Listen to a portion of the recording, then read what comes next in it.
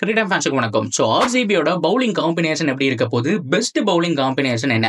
So நிறைய பேரை பத்தி பேசியிருந்தோம், எஸ் தயாளை பத்தி பேசியிருந்தோம். அட் த சேம் டைம் புவி செம்மையான ஒரு பிக் அப்படிங்கிற மாற்றம் கிடையாது. ஹேசல்வுட் அண்ட் நுவன் துஷாரா இவங்களை வச்சு பெட்டர் பவுலிங் யூனிட் எப்படி பிக் பண்ண போறாங்க, இதுல யாருக்கு பிளேயிங் 11ல கண்டிப்பா இடம் இருக்கு அப்படிங்கிறத பார்க்கலாம். அதுக்கு முன்னாடி ஒரு சேனலுக்கு வரீங்கன்னா மறக்காம சப்ஸ்கிரைப் பண்ணி சப்போர்ட் பண்ணுங்க. அப்போதான் அப்டேட் எல்லாமே எங்களை வந்து சேரும். சரி வாங்க வீடியோக்குள்ள போலாம்.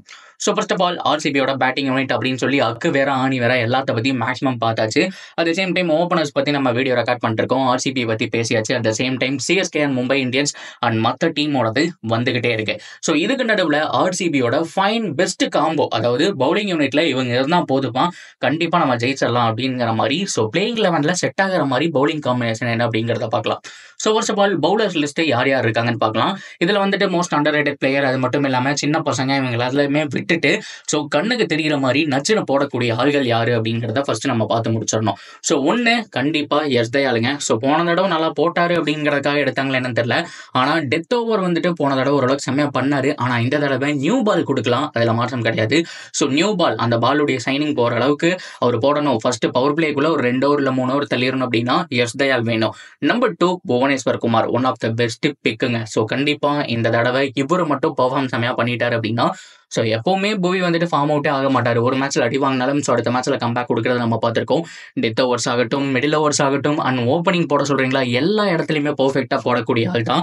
ஸோ புவி ஒன் ஆஃப் த பெஸ்ட் பிக்குங்க. அது மட்டும் இல்லாமல் கேப்டன்சி மெட்டீரியல்னு பேசிட்டு இருக்காங்க, பொறுத்திருந்து பார்ப்போம். ஸோ அவரை பொறுத்த வரைக்கும் கண்டிப்பா 11ல இருப்பாருங்க, மாற்றமே கிடையாது.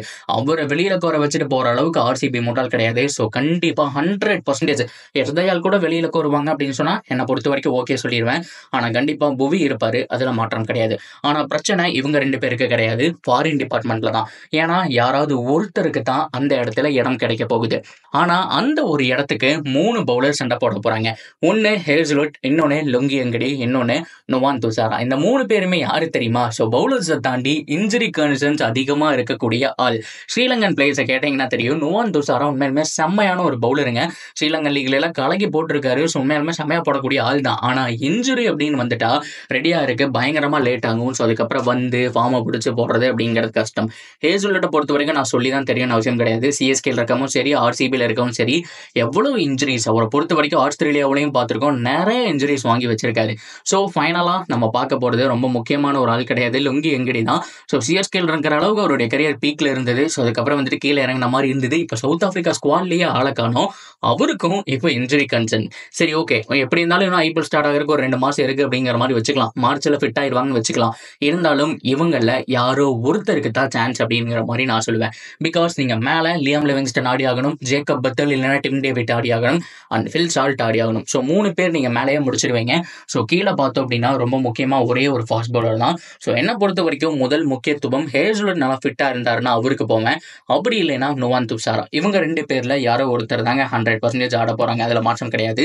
ஸோ லுங்கி எங்கிட்ட ட்ரை பண்ணுவானா அப்படின்னு கேட்டீங்கன்னா, இதுல சொதப்பினாங்கன்னா நுவான் துஷாராக்கு ஒரு சான்ஸ் கிடைச்சிட்டு சொதப்பிட்டாருனாலோ, ஸோ அந்த சமயத்திலும் ஹேசல்வுட் அவைலபிள் இல்லைனாலோ தான் ஸோ 3வது ஆப்ஷனா லுங்கி எங்கிட்ட பார்ப்பேன். ஸோ மற்றபடி நுவான் துஷாரா இல்லைன்னா ஹேசல்வுட்டுக்கு போறதா என்னுடைய பிளான். சரி ஓகே, ஜேக்கப் பத்தல் உட்கார வச்சுட்டு கண்டிப்பா 2 ஃபாரின் ஃபாஸ்ட் பவுலரோட போனா பவுலிங் யூனிட் இன்னும் கன் மாதிரி இருக்கும். ஹேசல்வுட், நுவான் துஷாரா, புவனேஸ்வர் குமார், எஸ் தயால் அப்படின்னு பார்க்கும்போது நல்லா இருக்கும். ஆனா பேட்டிங்ல யாரோ ஒருத்தர் அடிப்பாங்க. ஸோ அதனால ஸோ எக்ஸ்ட்ரா ஒரு ஆள் வேணும் அப்படிங்கிறதுனால ஸோ நான் பேட்டிங் சைடு தான் போவேன். பட் இருந்தாலும் பவுலிங்கை ஸ்ட்ராங் பண்ணணும் அப்படின்னா இந்த லெவலோட போறதுக்கு உண்மையாலுமே சூப்பரா இருக்கும். சரி ஓகே, ஃபைனலா ஆர்சிபியோட 11 என்ன? நீங்க சூஸ் பண்ணக்கூடிய ஃபாரின் ஃபாஸ்ட் பவுலர் 1 இல்ல 2? ஸோ மொத்தமா பவுலிங் யூனிட்ல ஒரு 4 நச்சுன்னு போடக்கூடிய ஒரு பவுலரை நீங்க பிக் பண்ணுவீங்க அப்படின்னா யாரை பிக் பண்ணுவீங்க அப்படிங்கிறது எல்லாத்தையும் தாராளமா கமெண்ட் செக்ஷன்ல சொல்லிட்டு போங்க.